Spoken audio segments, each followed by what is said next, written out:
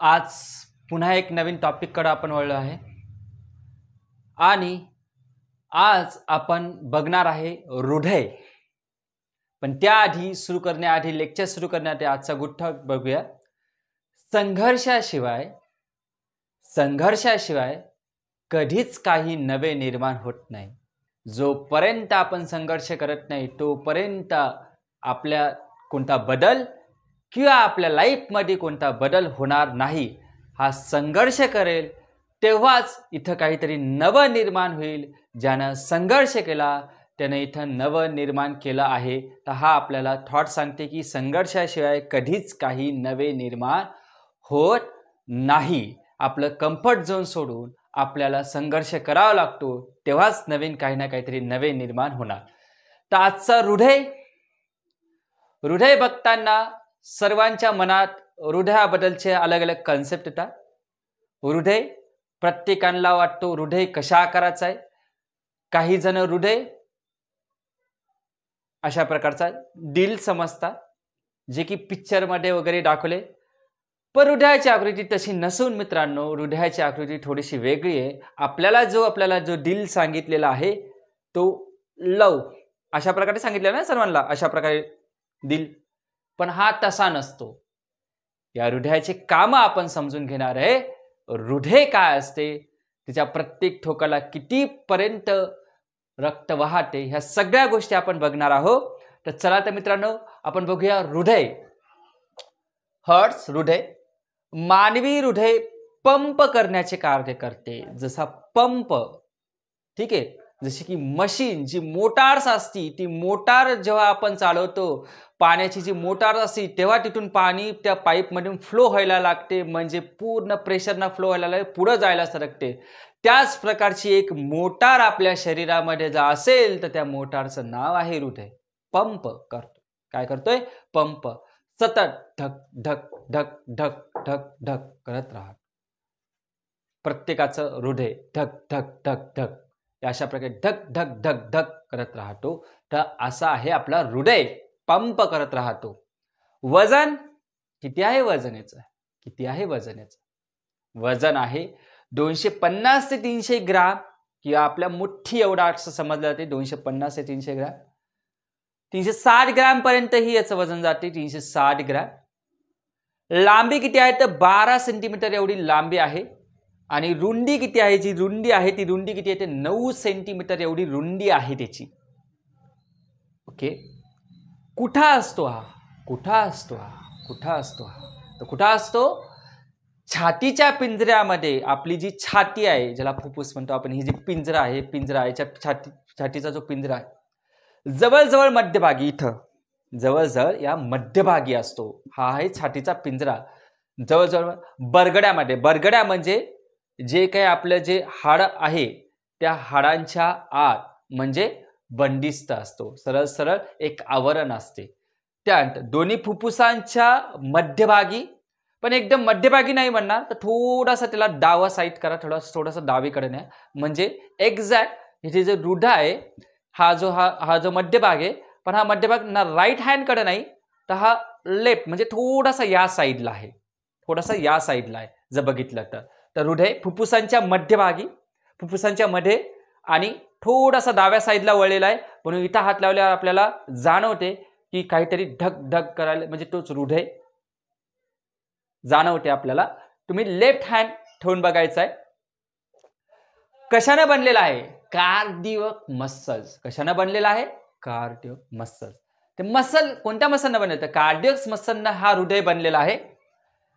हृदयाभोवती दुपदरी म्हणजे 2 पदरीचं आवरण आहे. आणि या आवरणामुळे हृदय हा का असतो? त्याला संरक्षण प्राप्त होते. कोणापासून संरक्षण होते? तर कोणताही धक्का लागला असेल की इलेक्ट्रिक शॉक, या सगळ्यापासून संरक्षण होते. कारण की त्याच्यावर एक आवरण आहे.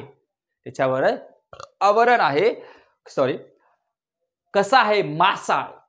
मासाळ. हृदयाला जर काढलं, कशा प्रकारे आकृती? मासाळ आहे, लवचिक आहे, मासाळ पदार्थ आहे. ओके. त्याच्यानंतर याला उभे आणि डावे असे 2 भाग पडतात. उभे आणि डावे. इथे ही सगळी आकृती दाखवलेली आहे बघा.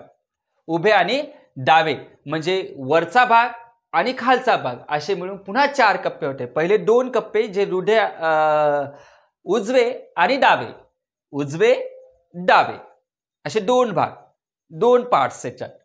त्यानंतर या 2 पार्ट्सचे अजून 2 पार्ट्स म्हणजे 4 भाग, वरचा भाग, खालचा भाग. वरच्या भागाला काय म्हणलं गेलेलं तर आलिंद म्हणलं गेलेलं आहे. काय म्हणलं गेलेलं आहे? आलिंद.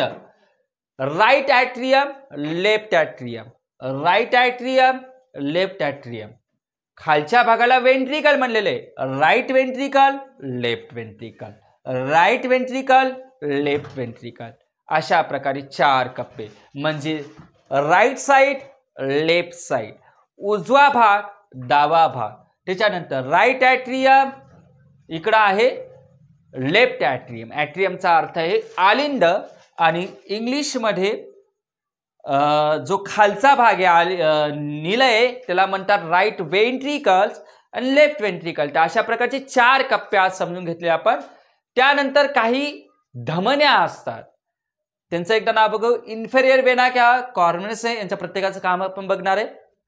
सुपरियर वेना काय सेमिक्युलर स्वेल्स, पल्मरी हा लेफ्ट, हा बायस्क्युपिट वेल जे की काय करतो ऑक्सिजनेटेड आणि डिऑक्सिजनेटेड ब्लडला काय करतो वेगळं करण्याचं काम हा बायस्क्युपिटल करतोय. तर अशा प्रकारची एक आकृती ही ह्युमन हार्टची असते. आज आपण बघितलेले बघा. महत्वाचे काय पॉइंट लक्षात आपण घेऊया की हृदय ठोके, ठोके काय असतात ठोके, ओके. ठोके हे समजू नका जे द्यायच्यासाठी ते ठोके नाही तर ते दुसरे ठोके. जसं की आपला जो हृदय आहे ते आकुंचन आणि प्रसरण पावतो, कॉन्ट्रॅक्शन आणि रिलॅक्शन घडते. कॉन्ट्रॅक्शन इथं हात ठेवला, कॉन्ट्रॅक्शन रिलॅक्शन, कॉन्ट्रॅक्शन रिलॅक्शन म्हणजे काय होते आकुंचन आणि प्रसरण, आकुंचन प्रसरण, आकुंचन प्रसरण असे दोन्ही गोष्टी घडतात म्हणजे जवळ प्रसरण. तर अशा प्रकारे आणि त्यामुळे तो एक आकुंचन आणि एक प्रसरण जेव्हा घडतो तो एक ठोका घडतो. एक ठोका म्हणतो आपण त्याला, जे की इंग्लिशमध्ये म्हणतो हर्ट्स बीट्स, हर्ट्स बीट्स. मग एक हर्ट्स बीट, एक ठोका किती सेकंदाला पडतो तो 0.8 सेकंद. खूप 0.8 सेकंद काहीच नाही, 1 सेकंद सुद्धा नाही, तर 0.8 सेकंदाला एक ठोका पडतो. किती सिस्टीम भारी आपल्यामध्ये. साधारणतः 72 ठोके पडतात एका मिनिटामध्ये. 72 ठोके पडत असतात प्रत्येक व्यक्तीचे, जे नॉर्मल ज्याची हेल्थ चांगली आहे त्यानुसार ब्लड प्रेशर सुद्धा ठरते, तेही बघणार आहे आपण. एक जो झोपलेली व्यक्ती असतात, हृदय असं नाही की झोपल्यानंतर बंद पडेल, नाही. हा अनैच्छिक अवयव आहे, ठीक आहे, की जो की काय तो काम करतो आपल्या इच्छिक प्रयोजनानुसार आहे. तर अनैच्छिक आहे. तर 72 ठोके पडतात एका मिनिटाला. झोपलेली व्यक्ती एका 55 ठोके देते. 55 झोपलेली, कारण की त्यावेळेस नॉर्मल असते, त्यावेळेस झोपेचं वेळ कोणतेही आपण काम करत नाही. ज्यावेळेस आपण व्यायाम करतो, ज्यावेळेस एखादं जास्ती आपल्याकडून काम घडते त्यावेळेस हृदयाचे ठोके सुद्धा जास्ती पडतात. मग तुम्ही ऐकलं असेल की एखाद्या वेळेस की जिममध्ये वगैरे एखाद्या वेळेस काय झालं की हार्ट अटॅक आला. हार्ट अटॅक आला. काय कारण असते हार्ट अटॅकचं? ज्यावेळेस आपण एखाद्या वेळेस जास्ती काम करतो, वर्कलोड जास्ती होते, त्या वर्कलोडमध्ये काय होते हृदयाचे ठोके जे नॉर्मल जे 72 पडायचे त्यावेळेस ते एखाद्या वेळेस जास्ती पडल्या येतात आणि कुठं ना कुठं तरी हृदयावर ताण येतो. जसे की एखाद्या वेळेस जेव्हा काम जास्ती होते त्यावेळेस नक्कीच आपल्या शरीरावर ताण येतो, ताणतणाव येत राहतो आणि हा ताणतणाव कुठं ना कुठं तरी हा हृदय ठोके वाढवण्यास मदत करतो. ब्लड प्रेशर वाढते. ओके. तर हे ब्लड प्रेशर वाढल्यानंतर हृदय हार्ट अटॅक येण्याची शक्यता होती. याला जे ऑक्सिजन आहे ती ऑक्सिजनची मात्रता कमी होती. शरीरामधली जे काही ऑक्सिजन असते, जे ऑक्सिजन जे पोहोचायचं असते ते ऑक्सिजन न्यूट्रिशन पोहोचण्याचं काय असते त्याची मात्रता कमी होते. म्हणजे कुठं ना कुठं तरी कमीपणा होतो त्याच्यामध्ये आणि यामुळे हार्ट अटॅक होतो. लक्षात आलं मित्रांनो, हार्ट अटॅक. झोपलेली व्यक्ती 55 ठोके एका मिनिटात देते.